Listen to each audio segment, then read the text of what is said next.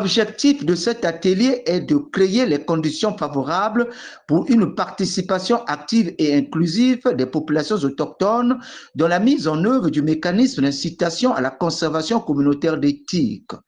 Au cours de cet atelier d'échange et de réflexion sur le dit mécanisme qui a connu la participation de plus de 40 leaders d'opinion des populations autochtones des 20 villages autochtones autour de Mesok Dja, le coordinateur du programme éthique Parfait Dieudonné et Koutouba Bomomela précise les objectifs. Cet atelier s'inscrit toujours dans le cadre du processus de la mise en place du mécanisme d'incitation financière de Mesok Dja, du projet PPP, entre parenthèses, conservation piloté par les communautés. C'est sur cette dynamique que le projet éthique, à travers le projet PPP, organise cet atelier de réflexion sur la mise en œuvre du mécanisme de financement direct avec les leaders des populations autochtones de la zone éthique, dont l'objectif principal est de créer les conditions pour une participation active, inclusive des peuples autochtones dans la mise en œuvre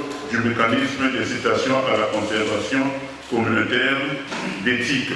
Et spécifiquement, il s'agit de réunir 40 leaders d'opinion de peuples autochtones dans les 20 villages autochtones autour de Mesok Dja pour un cadre d'échange et de réflexion sur la mise en œuvre du mécanisme de financement direct au milieu autochtone. Expliquer le but fondamental du dit mécanisme d'incitation financière de Mesok Dja.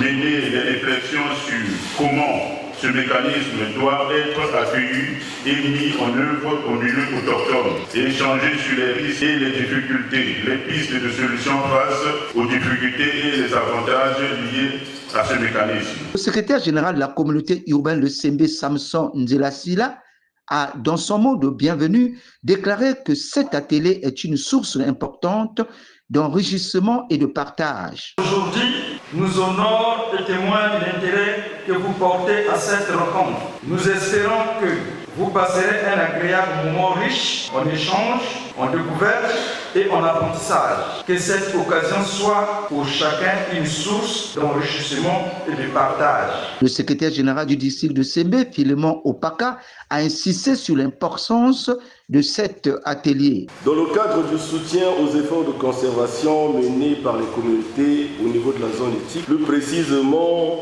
dans le massif forestier de Mesok Dja, elle-même en termes de communication, marquée par un faible niveau de restitution des activités et des initiatives menées au niveau de la plateforme. Cet atelier vise donc à corriger ce déficit de communicationnel et de mise au même niveau de compréhension des leaders communautaires, bantous et autochtones, sur la mise en œuvre du mécanisme d'incitation à la conservation communautaire d'éthique afin de renforcer la participation des populations autochtones. Le coordinateur du People Powering Biodiversity, Saturnin Ibata, a donné les grandes lignes des termes de référence de cet atelier. Ok, merci beaucoup. La nature de cet atelier, c'était pour réunir les leaders communautaires des populations autochtones pour des séances de réflexion autour de la mise en œuvre du mécanisme d'incitation à la conservation communautaire de la zone éthique.